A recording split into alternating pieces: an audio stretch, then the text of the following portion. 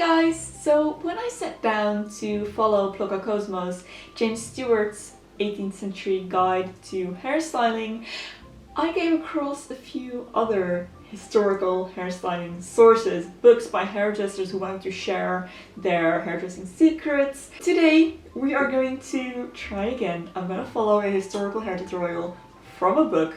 We are moving forward about 100 years, because the book I'm going to use today is from 1867 and it was written by Mark Campbell from New York. So this book is called Self-Instructor in the Art of Hair Work, Dressing Hair, Making Curls, Switches, Braids, and Hair Jewelry of every description. If I understand correctly, Mark Campbell was a hairdresser but also hairpiece maker, and he sold hair jewelry. There is a catalog in the back with like pricing and things like that. So the book also starts with wig making and hairpiece making tips, because we are in the middle of the 19th century here, and that was hair extension heaven.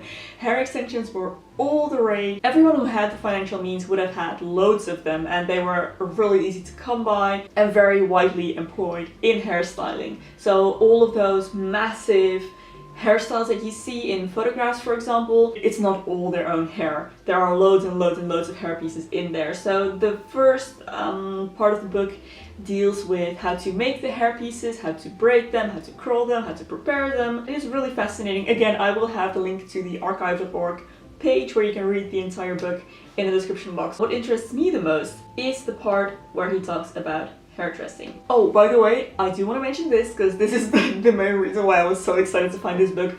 It's illustrated! Yes! So I can actually have an idea of what I'm doing, what I'm trying to achieve here. Now, just to further highlight the contrast between James Stewart's Cosmos and Campbell's book, I want to read a passage where he talks about styling one's own hair. If we remember, James Stewart was very much against trying to style your own hair, which he wasn't wrong, but here are Mark's words on that. So he talks about, what he's going to show in this book.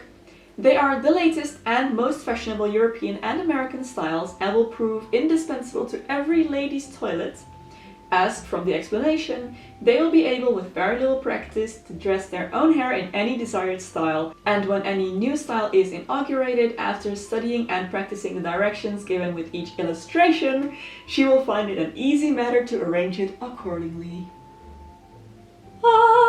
So this is actually made to be followed by women at home. So the hairstyle I've chosen to recreate today is called the soirée or evening headdress. This is it right here. It is very beautiful. It is simple enough that I think I should be able to recreate this pretty easily. And I think this is something that you guys will be able to recreate as well, and that's important to me because I feel like this is a very typical Victorian hairstyle that many people will find useful in maybe cosplay or reenactment activities. It is a very unique and modern style, suited for almost any complexion and very easily executed. Sounds perfect. Let's do it. Alright, step 1. Comb the hair straight back between the temples. Tie it and curl the ends or use a set of long false curls. So, judging by the image, it's gonna be just this portion of hair. Comb that back. It's not entirely clear to me where I tie this, but I guess right there. I'm gonna have to pin back my bangs, but since we are going to put a braid over this, I think it should be fine. Curl the ends or use a set of long false curls. Place a diadem plate made from a switch across the forehead. That is one of the hair pieces he describes how to make earlier, so I'm gonna switch back to that part of the book in a bit. But I just want to read like all the instructions first. Then comb the hair back from the temples over the ends of the plate.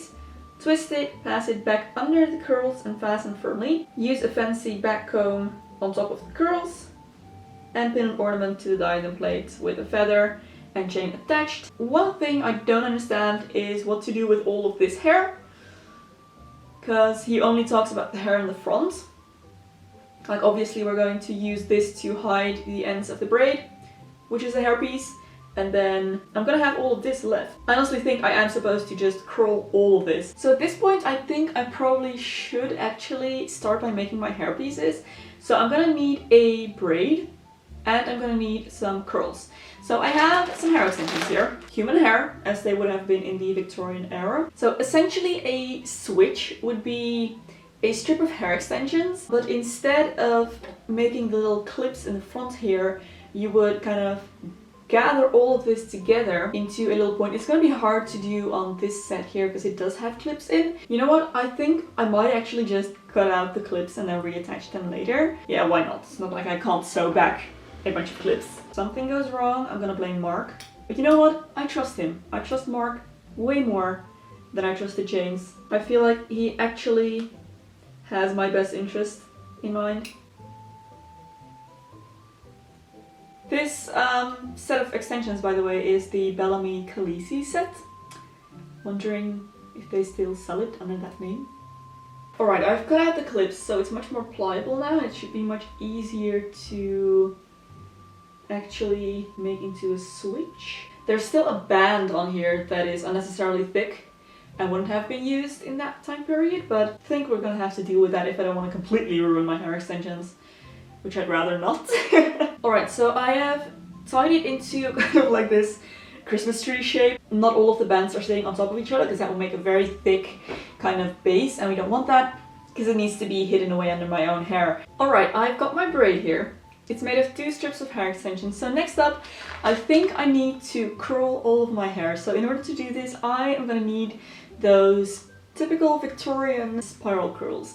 Now, I am going to use a curling iron today. Mark suggests making false curls, and the way he does that is he takes hair extensions again, which he wraps around a piece of wood, like pretty much a chopstick-like thing, I imagine. Which he then dampens and bakes in the oven for a while. Sounds pretty effective. I have decided to just use a curling iron, so this is what I'm going for today. I did 1 strip of hair extensions here. Using this curling iron, it's the smallest one I have, and really the trick is to wrap the hair flat around the curling iron and then you get this result.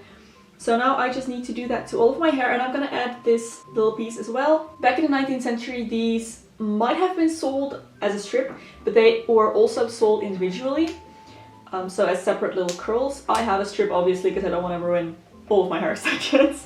You need to take the smallest amount of hair. I think I'm actually going to start at the bottom, so I'll just clip up my hair for now. I look amazing right now. This is probably my best look ever. I think we're just going to need a lot of patience to do this, but make sure to wrap the curl around the curling iron flat.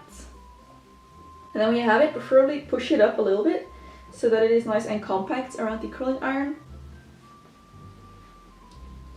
So I'm gonna hold it for a few seconds and release it. There we go. And I'm gonna be alternating directions, by the way, so I've curled this one away from my face. So I'm gonna curl the other one towards my face, and that is what I did with the hair extensions as well. And that is also what I saw in the image in the book, in the section where he describes how to make false curls. I'm going to do all of my hair in that way, so it's going to take a while. I think I'm going to do it off camera and I will be back when it's all done. I have curled my hair. Still have my little beard going on. So I think I'm just going to clip in my curls as well, my false ones. This probably would have been easier to do before. I think that works. This looks really cool actually. Yeah, quite like this. Okay, so it's time to install the braid. So what are the instructions again? Place a diadem plate made from a switch across the forehead.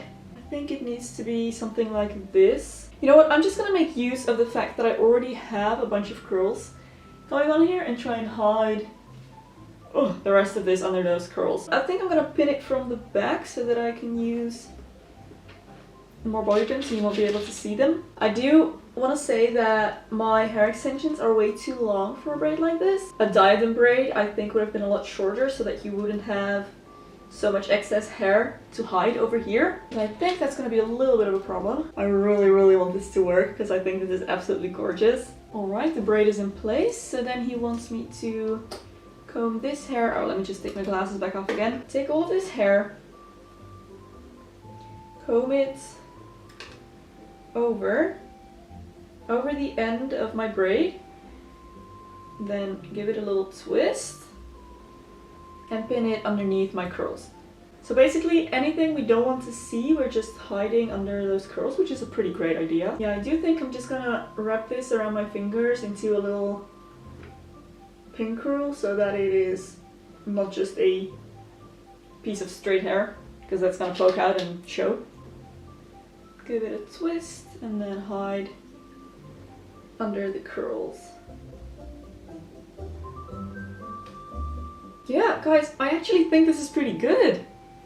I really like this. It's really pretty. Okay, so next I think I just need to embellish it.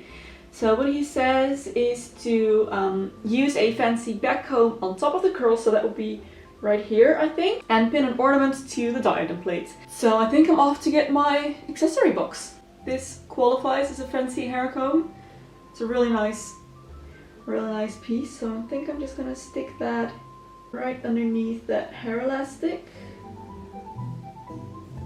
Yeah, that's really nice. So now, ideally, I'd love to get something pearly to add into the braid as well. Okay, so I don't think I have anything similar to what she has, but I have these little pearly things that I used in the Pride and Prejudice video I did a while back, so I think this could actually look really nice. If I just apply a few in like a cluster, I think that could be really nice and match with this comb that I have up here. Oh, that is really cute. I really like this. Don't know about you, but it's a thumbs up for me. So I think this is my result, guys. My 19th century Victorian hairstyle according to an actual contemporary hair tutorial, which was actually made for women to recreate at home, and this is 100% doable, especially if I had just bought the hair pieces and didn't have to make them myself. This would have been absolutely no problem at all to recreate. It is super simple, and even making the hair pieces myself, it still was really easy to do. It didn't take nearly as much time as the 18th century hair tutorial. I'm very happy with the result. I think it looks pretty authentic. So I want to give a massive thank you to Mark Campbell for giving us this information, which is very comprehensible and usable even a couple hundred years later. I really hope you enjoyed this video, guys. If you did, don't forget to give it a thumbs up and subscribe to my channel for loads more beauty and lifestyle content. If you'd like to support me through Patreon or my merch store, there will be links in the description box below. Thank you so much for your support. There is another video here that I think you might also enjoy. You can go watch next. Thank you for watching, and I'll see you very soon in my next video. Bye!